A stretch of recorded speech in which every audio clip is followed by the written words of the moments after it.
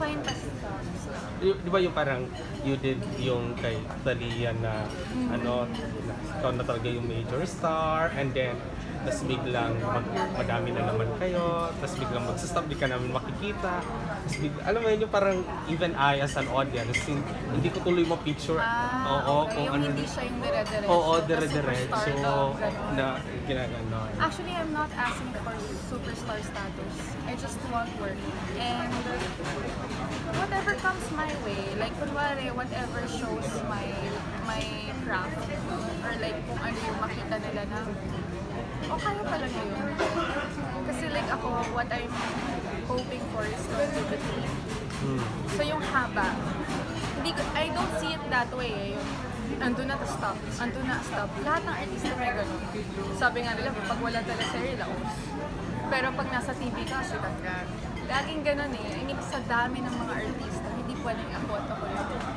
I mean, di ba? Iba naman. Kapag it's like a search. Kumbaga, may papalit-palit yun. So ako, I'm just waiting for it. Jessie, hindi mo pa nakikita yung change na talaga gusto mo mangyari.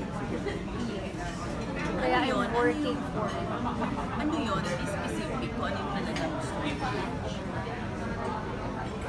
I can't give specifics right now eh. Kasi like, yun ang hinahanap ko nga eh.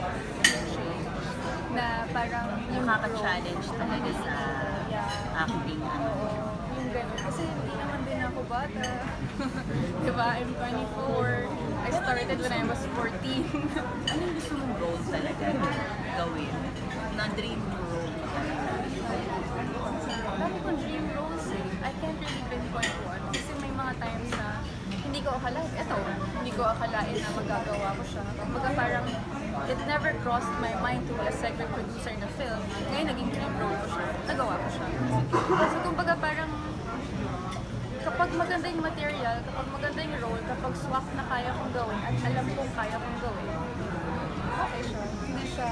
Hindi ako naghahanap ng dream role. I wanna do as much as I can with any role. But basically, ano yung talagang career path na gusto mo? Kasi nag-sexy ka na, tapos nag-comedy ka, ngayon nag-horror ka. Ano talaga yung career path na gusto mo? Jack of all trades. I wanna do everything. So, definitely not only pa-sexy, because I've been doing it for 10 years. So maybe a change with that.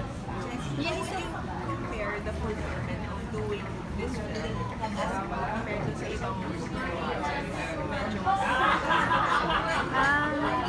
It's a fulfillment of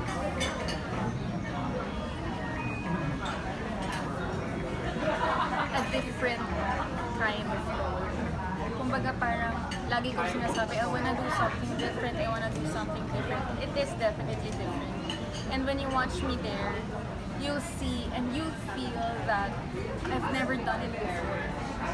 So I think that alone is a good answer to your question na it's different from my other films. Hindi ako nagpa-cute dito, hindi ako nagpaghalikan, hindi ako nagpakita ng balat, hindi ako nag-technical na kung anong mga line or whatever.